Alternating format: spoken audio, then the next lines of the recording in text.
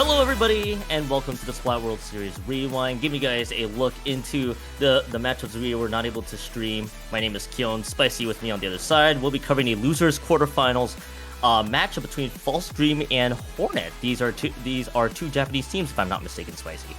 Correct, yeah, two Japanese teams at this point in the bracket, also on some really good runs, both from each side here. Hornet falling victim to the Samurai Cat run that's been absolutely insane in the winner side, but then beating out Moonlight, beating out Dragon Rex to make it into the spot. And then you have False Dream sent into losers by Takoyaki Party. I was looking at the bracket beforehand and it was like thinking about it, like these were two teams I was penciling in, like, okay, here's probably my contenders to make it in the grand finals, but they're playing here in losers quarters, spot in 5th place. This is a big matchup right here. Yeah, this will be a fun matchup between False Dream and Hornet, two Japanese teams there. So we got our first map that we are going to be seeing here. It is REWOUND zones coming up once again to give everybody here who's tuning in. It was an all zones tournament that we have coming up. So zones about to be queued in right away. Of course, False Dream is going to be on our purple color side. Hornet is on the green. Anything that strikes out to you with the weapons that we see here, Spicy? Well, that's a mix of what we've been traditionally seeing throughout Splatoon's history, as well as with some of the new toys that we've had in the last couple of months here from both of these sides, really. So excited to see what we got going. But immediately as we start going in, this Hornet already trying to sting fast once again, taking control of the zone early on here, as we're already in a big team fight, it looks like. Yeah, already a huge team fight here. The pencil was already got a first tap shot in. It's gonna be captured from False Dream. False Dream able to move forward with Hornet going 3 down on that side. Ko is able to move forward, taking out REWOUND, leading to the delayed wipeout, and Hornet's gonna have to be the one that will have to respond back here out of the first wipeout. The lead is gonna start on False Dream to kick off Ramen Zones. Yeah, and it's so scary here in Ramen Zones where you can see the lockouts happen on occasion, especially how small that zone really is. False Dream really applying the pressure here. Takoyaki just trying to also here with the rest of their team, trying to just apply some extra pressure. They're already past the 50. The cooler is in play, and now they're just going to use an extra bust, but the strikes come back here. Hornet, and with that, already capping back. Yeah, already capping back right there. Cole's able to swim up forward. You have Kuro who's trying to swim all across the board there, but not able to find much right away. I believe that, and I believe our resident player here is with that pencil. Midukure, if I'm not mistaken, is able to get that pencil in from False Dream. Correction, I actually got the name wrong on that side. Either way, the pencil is able to provide a few more tap shots on the board. Ko and False Dream still continue on with the pressure. Now it's really starting to see the pressure from False Dream. Now, you see the strikes, though, from Hornet once again, and that's the exact play that we saw earlier for them to get back to the zone early. Now it's a matter of seeing what are they going to be able to do. They're going to be able to work their way out of the penalty, it looks like, trying to apply some extra pressure now onto the side of False Dream. You see them closing in with this extra space, now having this Splatman come up as well, and you see them just trying to pick Pembers off now. False Dream might have to start making a play happen soon because you're watching this lead. It's looking about to be into single digits now. Yeah, this is great job from Hornet right away. They're able to use that pressure all too well in the Ultra Stamp. It takes out Shuma on that crab tank, which was critical. That's a lot of paint that was pretty much lost. All the pressure gone out right away from False Dream, but False Dream may at least gets the zones back in their favor. They add penalty points to Hornet's end. So you got Wotobo, that's our player here from False Dream. Still trying to be in position to get a few taps out of that pencil. They are being pressured by Kuro. It is a trade, but again, the zone's still in Hornet's control. 3 members down here from False Dream is gonna help Hornet keep up with the pressure here, Spicy. Yeah, they have the potential now. They're going to be able to get out of their penalty and see if they're able to close the game out here. Crab Tank once again up in the same spot. Hammer coming again. Misses the shot, though. And it's not going to be enough at that point to get that. But you do see strikes coming out now from the side of False Dream. One more shot, and it's going to be able to do another flip. That's like the 4th time this game alone we've seen just strikes be the play to flip the zone. But even though all that happens, Hornet once again in control. Yeah, Hornet once again still in control, but a lot of credit to False Dream at least finding those opportunities to get the zones back and at least give themselves the time that they need to get themselves reset here for another zones cap. But Kuro already in great position there, is gonna get snuffed out, but that is buying time for Hornet to continue to strike Only just 4 points in the penalty box. The trip strike's being used. It does not secure the zone quite yet, but it is just enough here with about 15 points remaining.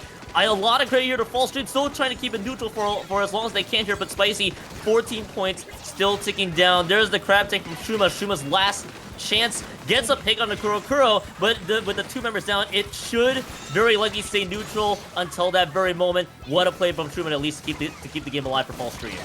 Yeah, and but the hammer coming in once again, and you're seeing Hornet in control now, just being able to just capitalize off of any slight disadvantage they even get. It doesn't even take very long for them to flip the zone back. That's been the general theme we've been seeing throughout this entire match from both sides here. But now 40 seconds to go. Hornet now with less than 10 now in their penalty, trying to see if they can just hold on for now. There's no strikes in play. It looks like from the side of Fall Street, but you see the points start ticking away as Hornet takes that first game.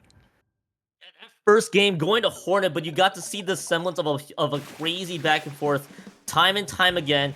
Cole doing their part for Fall Stream to keep them in the game, but just wasn't enough. Just so much pressure right away from Hornet, and Hornet was able to take that one forward. It's a lot of crazy good team coordination from start to finish right away. So here, so I mean, Spicy, with the matchup that we saw from earlier, that was good. That was a lot of fun to kind of just see that whole dynamic here. How we saw Ko do their part for Fall Stream, but Hornet's amount of pain control, a lot of aggression that they were dishing out meant a lot. And that wiper, by the way, that wiper, with that ultra stamp, if I'm not mistaken, the ultra stamp correction is what did it.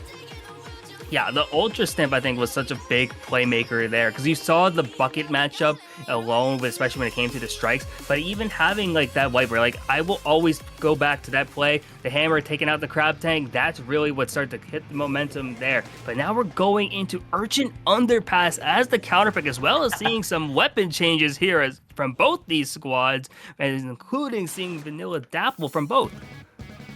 Okay, so Vanilla Dapples is a weapon that you just don't normally see airtime right away, let alone mirrors here, Spicy. With these red Dapples, you got a cooler option. So hey, why not? You can also skirmish with those red Dapples.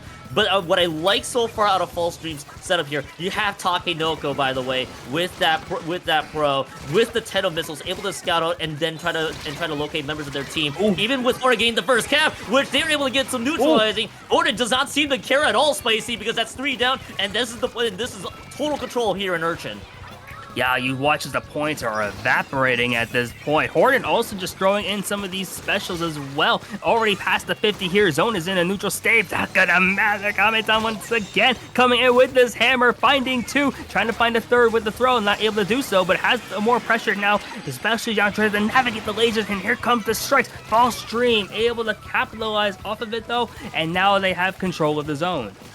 How about Kametan, by the way, on that wiper, the Ultra Stamp value? We talked about it briefly in that Game 1. Game 2 stamped out 1, stamped out a 2nd, and it allowed Hornet to get a lot more out of this cap that they had. Fall Stream, a lot of credit to them. At least they'll wrestling control of the zone back here. We gotta see how this plays out though, because this is right now Hornet still asserting a ton of control here. Ren still trying to skirmish with those red Dapples, but I don't think they're gonna be able to move too far ahead. Fall Stream gets the cap of the zone. They're about to burn through these penalty points. Yeah, and you see them going through those penalty points pretty quickly here, not really being stopped now, and they have a bit of advantage as well in terms of the map positioning. They navigated through their penalty in spades, and now they have the cooler as well. This is a potential opportunity for them to take the lead, but Commentators once again with the hammer, and the rest of Hornet just follows it up now, and they're going to be able to keep buying these picks, but it's not in the nick of time too, because that was a 5-point lead by the end of his. Hornet now with the zone, trying to work their way through this pen.